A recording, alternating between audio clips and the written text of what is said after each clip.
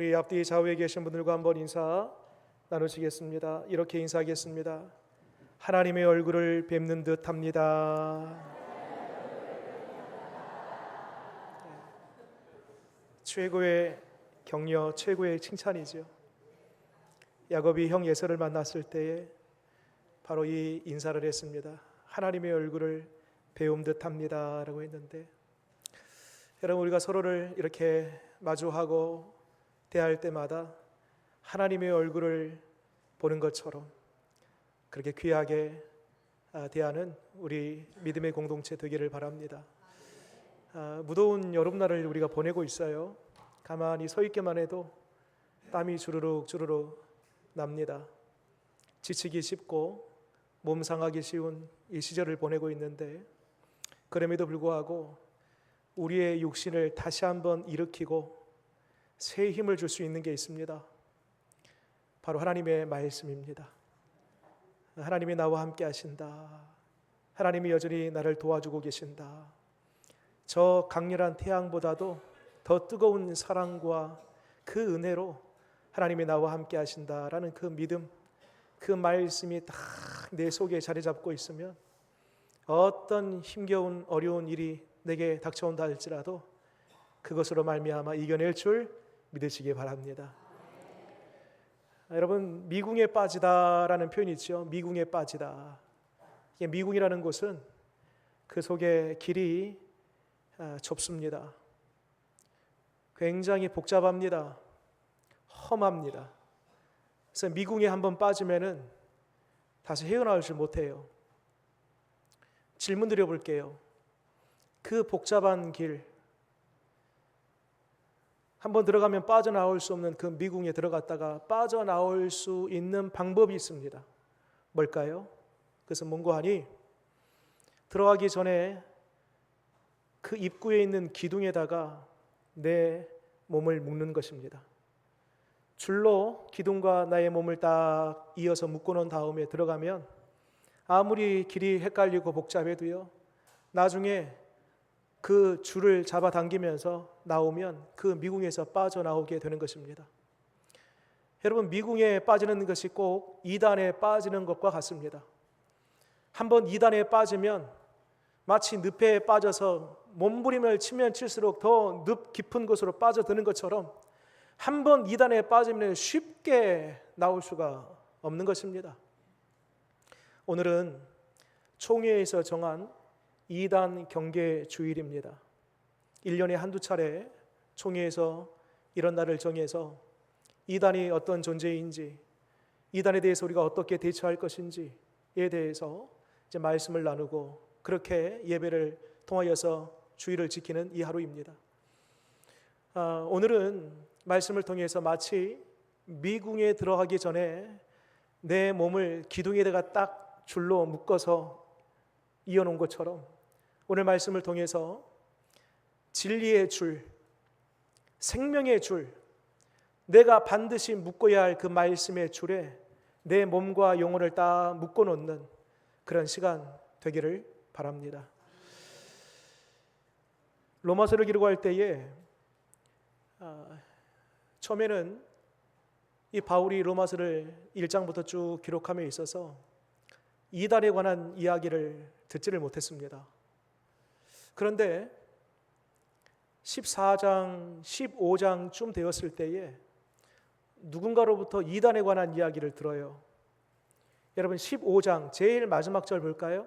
이 성경책 오늘 16장 봤는데 15장 제일 마지막 절 같이 한번 읽겠습니다. 시작. 평강의 하나님께서 너희 모든 사람과 함께 계실지어다. 아멘. 이렇게 로마서가 끝나면 돼요. 마무리가 되는 것처럼 보이지 않습니까? 이렇게 33절에서 딱 맞춰지는데 그 사이에 이단에 관한 이야기를 듣습니다. 그러면서 오늘 이 16장에 아주 이단들을 향하여서 강경하게 메시지를 전하고 있음을 보게 됩니다. 그러면서 로마서의 마지막 26장은 이 이단들을 향한 강력한 메시지로 마무리가 되고 있음을 보게 됩니다.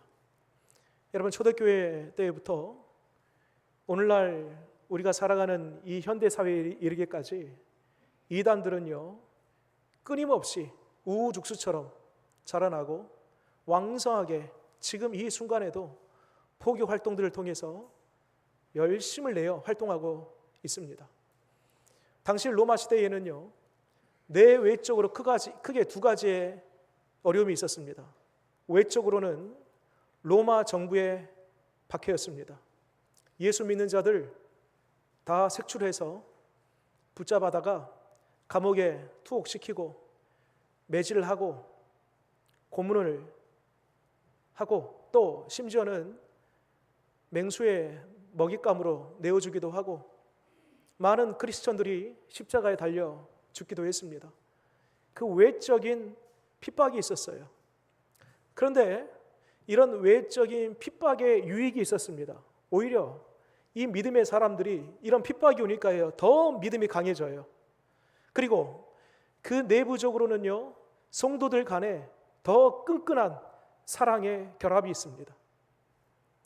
그런데 여러분 진짜 심각한 어려움은 뭐였냐면 외적으로 그 핍박으로 말미암아 육적인 고난을 당했음으로 말미해서 더 믿음이 강건해지고 성도 간에 더 사랑이 끈끈해지는 유익이 있었지만 진짜 무서운 적은 교회 내부적인 이단이었습니다. 내부에 들어온 이단들. 그 이단들은 영혼을 파괴시켜요. 교회를 송두리째 흔들어 놓습니다. 그러니까 외적인 로마의 정부의 핍박보다도 더 무서운 암적인 존재는 바로 교회 내부로 은밀하게 침투해 들어온 바로 이단들이었다는 것입니다.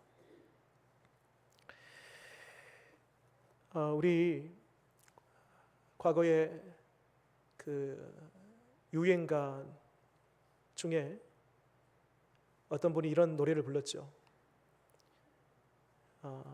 여기도 작아 저기도 작아 작아가 어떻게 그렇게 잘하세요? 그런 노래가 있었어요.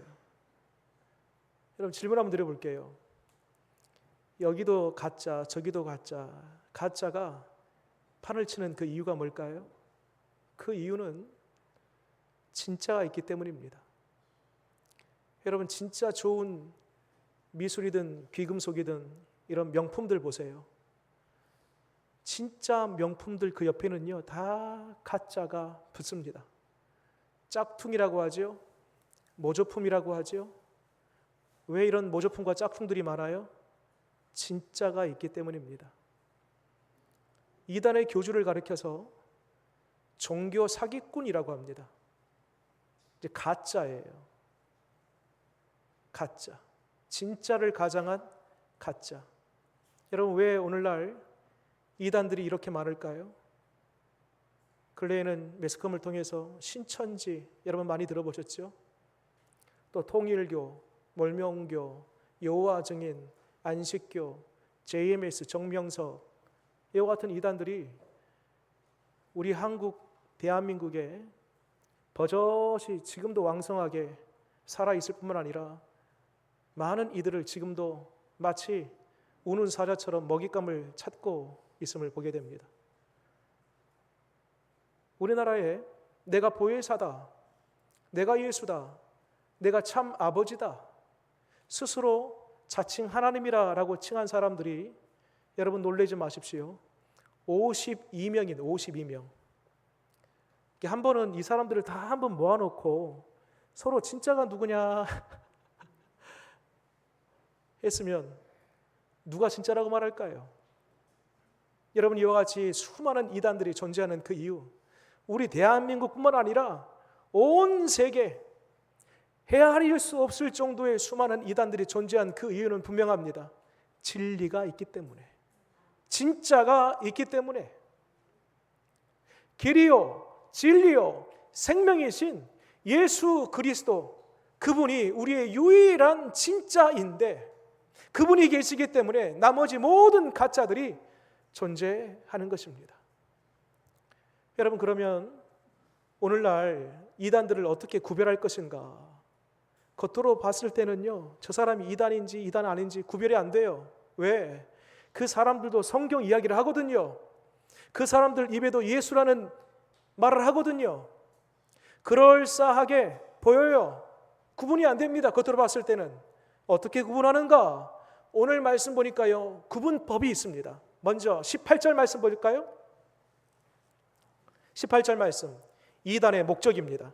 같이 한번 읽겠습니다. 시작. 이 같은 자들은 이단이에요. 우리 주 그리스도를 섬기지 아니하고 다만 자기들의 배만 섬기나니 교활한 말과 아첩하는 말로 순진한 자들의 마음을 미워하느니라. 아멘. 여기 보면 이단들의 특징이 나와요. 그리스도를 섬기지 아니하고. 여러분, 처음에는요, 그럴싸하게 성경을 인용하면서 복음을 얘기하고 예수 이름을 말하면서 접근을 합니다. 누가 보든지 간에 정통 교인처럼 보여요.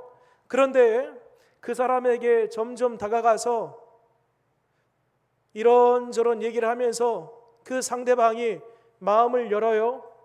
내가 몇 가지 얘기를 했더니 설득을 당해요. 흡수가 된 것 같아요. 그러면 마지막에 자신들의 정체를 드러내는데 예수님의 자리에, 하나님의 자리에 그 교주의 이름을 집어넣습니다. 정명석 JMS죠. 신천지 이만희. 이와 같이 그들의 이름을 마지막에 드러냅니다. 그러면서 그리스도가 아니라 바로 이 교주가 진정한 보혜사요 하나님이다 라고 말하는 것입니다. 그래서 다시 여러분 18절 말씀 보게 되면 우리 주 그리스도를 섬기지 못하게 해요. 또한 이단들의 특징 보세요. 다만 자기들의 배만 섬기나니. 여러분, 이단들을 가만히 보면은요, 이제 포교가 됐어요. 완전히 마음이 녹아져서 그 이론이 됐잖아요. 그러면 그때부터 본격적으로 성착취, 노동 착취, 재산 착취,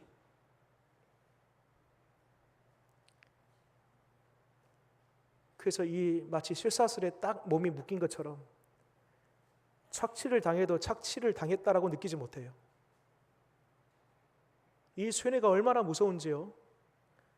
내가 이단에 빠져 있다라고 느끼지 못해요. 오히려 나를 끄집어내서 이단으로부터 나와라 하는 그 사람들이 다 이단이에요.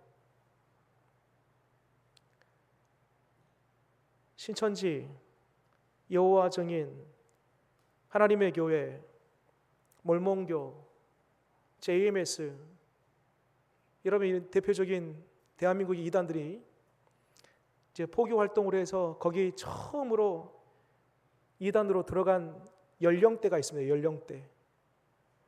여러분, 우리 생각에는 한 50대나 60대 나이 늦지막하게 들어갈 것이다, 속아서 들어갈 것이다 라고 그렇게 생각하죠. 그렇지 않아요, 여러분. 통계에 따르면 평균 연령이 21.8세입니다. 굉장히 젊은 나이에 이단에 들어갑니다. 예를 들면 여러분, 신천지 포교 활동을 말씀드리면 이제 고등학교를 막 졸업하고 대학에 들어가잖아요. 그러면 심리 검사, 문화 공연, 크리스천 알바생 모집, 이러한 것들로 청년들이 혹할 수 있는 컨텐츠를 가지고요 포섭합니다. 한번 들어오잖아요. 그러면 큰 바늘, 그 낚시 바늘에 딱 고기가 낚아채면은 고기가 몸부림을 치면 칠수록 그 바늘이 더 깊이 들어간 것처럼 한번 꿰어서 딱 물면은요 절대 놓치지 않습니다. 그래서 이름을 쓰고 전화번호를 거기에 쓰잖아요. 무슨 심리 검사한다고 하고 문화 공연한다고 하고 이름과 주소를 전화번호를 그 쓰는 순간에 그때로부터 서너 명이 달라붙어서요 집요하게 파고들어서요 모든 것을 다 내어준 것 하면서 친절하게 밥을 사주고 또 알바비를 더 이상으로 막 주면서 지극정성으로 살핍니다. 여러분, 저 광주에 가면 광주 북구에 신천지 베드로 지파 성전이 있습니다. 신천지는 12지파로 구분해서 지역별로 신천지 12지파 안에 14만 4천 명이 들어오면 그 14만 4천 명만 구원을 받는다라고 그렇게 믿어요. 여러분 근데 그거 아십니까? 신천지 사람들이 이미 14만 4천 명을 넘어서 20만 명 이상이 되었습니다. 그러면 14만 4천 명 빼고 나머지 한 6만 명 정도 남아있는데 그 사람 어떻게 돼요? 뭐라고 가르치냐면 그 사람들 6만 명 이상은 탈락된다는 거예요. 그래서 어떻게 하면 다시 이 14만 4천 명 안에 들 수 있는가? 최선을 다해서 포섭하라는 거예요. 그래서 등급을 매기고 점수를 매겨서 이 20만 명 이상 되는 신천지 사람들이요 서로 경쟁을 해서요 14만 4천 명 안에 들기 위해서 발악하고 있는 것입니다. 과거에는 신천지든 다른 이단이든 은밀하게 조용히 이 포교 활동을 했습니다. 그런데 여러분 오늘날은요 버젓이 드러내놓고 신천지라는 이름을 사용하면서 포섭 활동을 합니다. 도시 같은 경우는요 예배 끝나면 다 사람들이 예배 끝나고 돌아가잖아요. 그러면 교회 문 앞에 딱 기다리고 있다가 거기서 포교 활동을 합니다. 언젠가도 말씀드렸습니다. 이제는요 전국에 있는 목회자들에게 저도 편지를 2주에 한 번씩 받습니다. 신천지 교인에게 자필로 쓴 편지를 매일 2주마다 한 번씩 편지를 받고 있습니다. 이렇게 아주 드러내놓고 포교 활동을 하고 있습니다.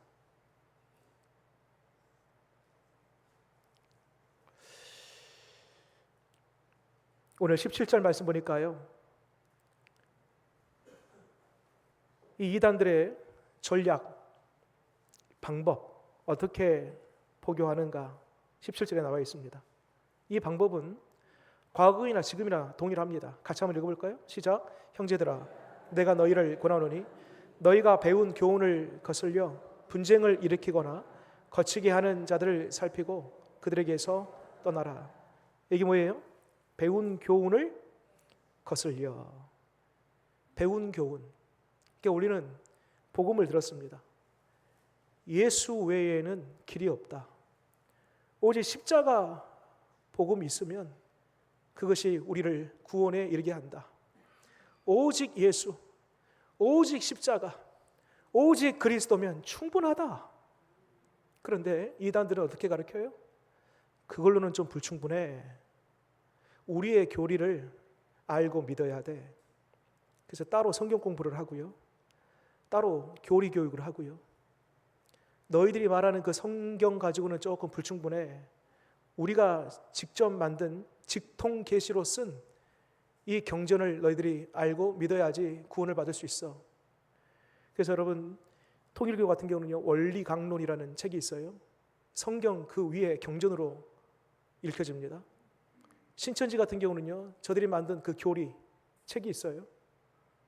그러니까 성경 외에 우리가 쓴 그 직통 계시로 쓴 그 책이 더 위에 있고 그것까지 해야지 충분한 구원에 이를 수 있다라고 그렇게 주장합니다. 그리고 저들을 교회를 가만히 보면은요 우리의 정통 교리가 있어요. 구원에 관하여 구원론이라고 하죠. 그리스도론, 기독론이라고 하죠. 성령론, 또 종말론, 이와 같이 중요한 그러한 교리들이 있습니다. 이것들을 조금씩 왜곡하고 변질시키고 심지어는 정면으로 부정합니다. 그렇다면 이단인 거예요. 여러분 오늘 이 자리를 빌어서 제가 기독론이 뭐다, 성령론이 뭐다, 구원론, 종말론 제가 다 설명드릴 수 없습니다. 그런데 정통 교리를 딱 압축해가지고 엑기스로 만들어 놓은 것이 있습니다. 마치 시금석처럼 이것이 기준이 돼요.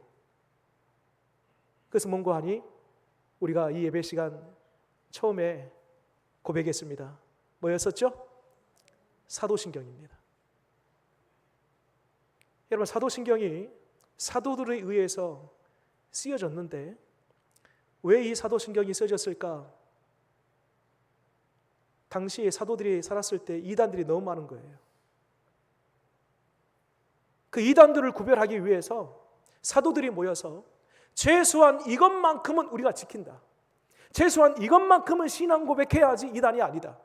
그래서 이단을 구별하기 위해서 써놓은 그 신앙 고백이 바로 사도신경입니다.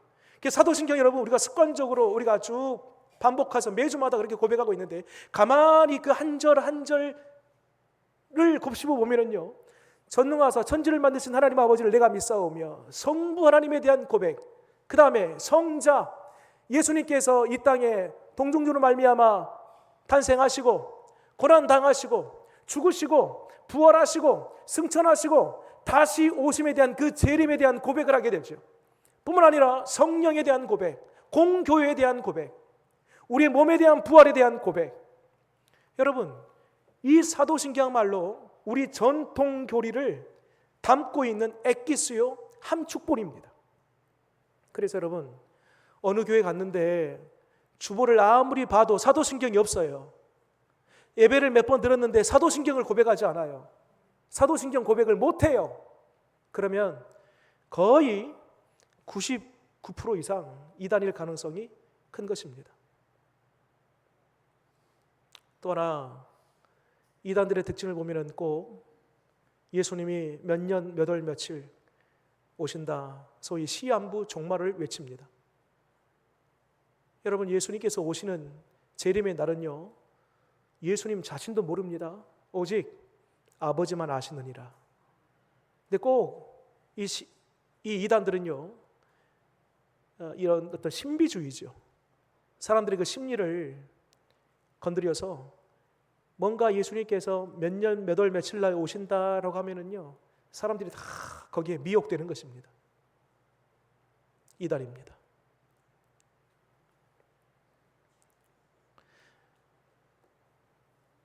이와 같은 이단들을 우리 주변에 혹시라도 우리가 발견했을 때 어떻게 대처할 것인가? 17절 말씀 볼까요? 크게 두 가지 대처 방법이 나옵니다. 끝에 먼저는 살피고라는 단어가 있죠. 17절에 끝에 살피고, 살핀다라는 말이 주도 면밀하게, 엄격하게, 철저하게 그런 뜻을 가지고 있습니다. 살펴보는 거예요.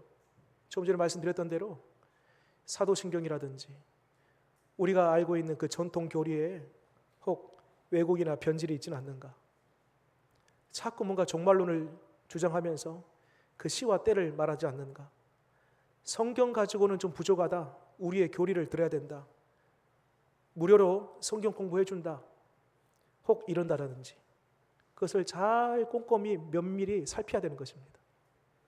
그 다음에 이어서 두 번째 방법이 있습니다. 어떻게 대처하는가? 그들에게서 17절 끝에 떠나라, 떠나라. 이 떠나라는 원뜻을 보니까 끊어내라는 것입니다.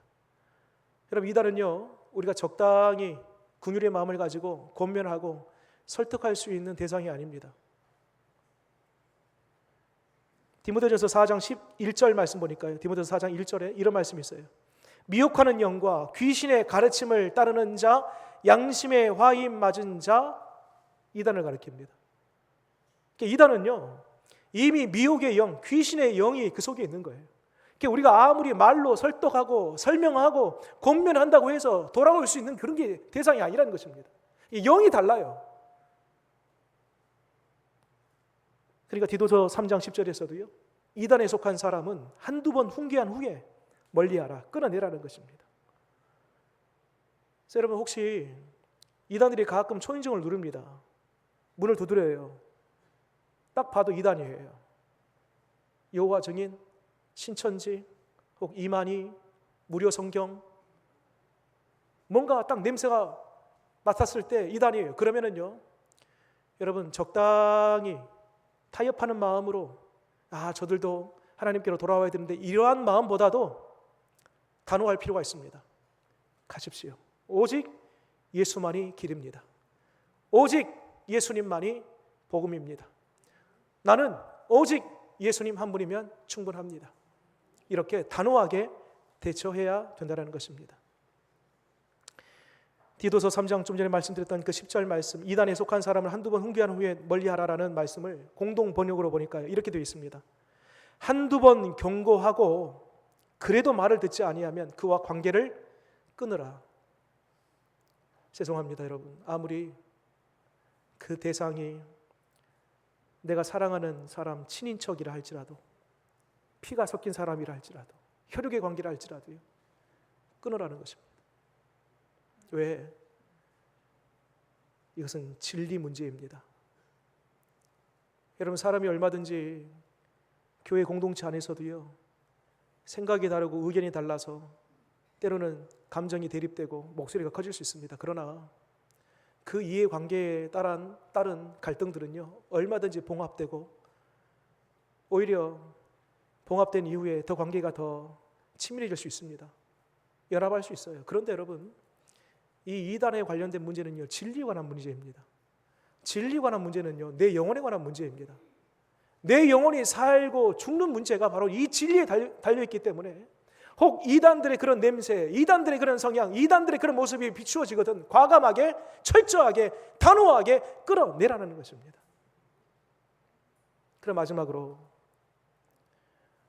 우리 어떻게 살아야 될 것인지, 오늘날 이 이단들이 득세하고 광명한 천사처럼 가장한 채 우리에게 은밀히 다가오는 이 이단들을 우리가 어떻게 대처하는지에 들었는데, 마지막으로 우리가 이제 대처하는 것들이 어떤 소극적인 방법이었다면 적극적인 방법으로 우리가 어떻게 신앙생활을 할 것인지, 여러분 오늘 말씀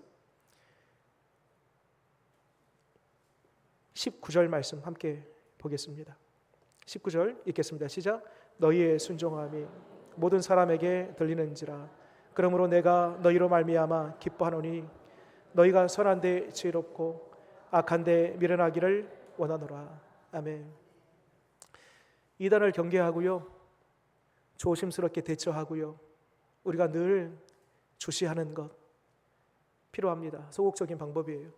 그러나 여러분, 진짜 우리가 적극적으로 이단에 미혹되지 아니하고 굳건한 믿음 위에 서기 위해서 여러분, 먼저는요, 우리가 예배 중심, 기도 중심, 말씀 중심, 하나님 중심, 여러분 이렇게 우리의 모든 중심이 하나님 중심의 삶을 살아갈 때 비로소, 말하자면 진리 위에 내가 딱 서 있으면 쉽게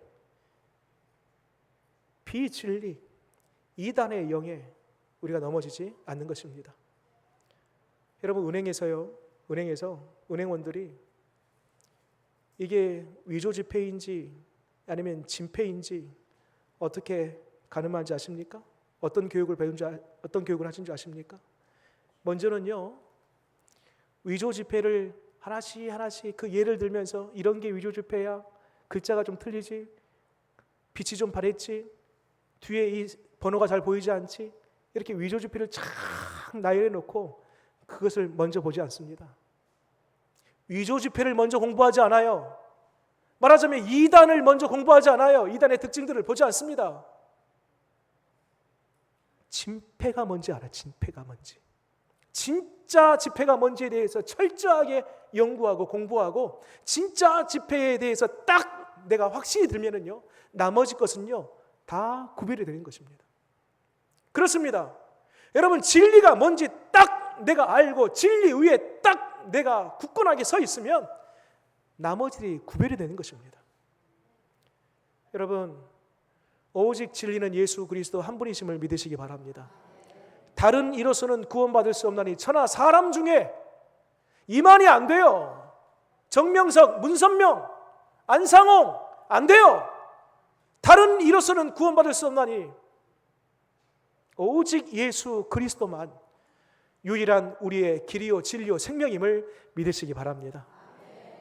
그래서 여러분, 진리 위에 딱 이렇게 우리의 기준이, 신앙이, 믿음이 서 있으면 우리 쉽게 현혹되거나 미혹되지 않고 우리 일평생 진리 안에 거하면서 날마다 승리하며 살아가게 될 줄 믿으시기 바랍니다.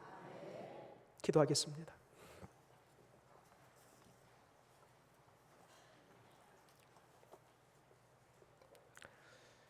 하나님, 우리 예수님도 말세가 되면 거짓 교사들, 거짓 그리스도인들이 많이 일어날 것이다라고 예고해 주셨습니다. 예수님 시대뿐만 아니라 초대교회 그리고 오늘날 이 시대에도 수많은 이단들이 우리 주변에 시퍼렇게 살아 있습니다. 하나님, 우리가 서 있지 아니하면 넘어질 수밖에 없고 우리가 깨어 있지 아니하면 이단에 의하여 잠들 수밖에 없습니다. 하나님, 우리로 하여금 늘 깨어 있게 하시옵소서. 말씀 위에 늘 서 있게 하시옵소서. 오직 예수님만이 나의 유일한 길이요 진리요 생명임을 알고 믿고 확신하게 하시옵소서.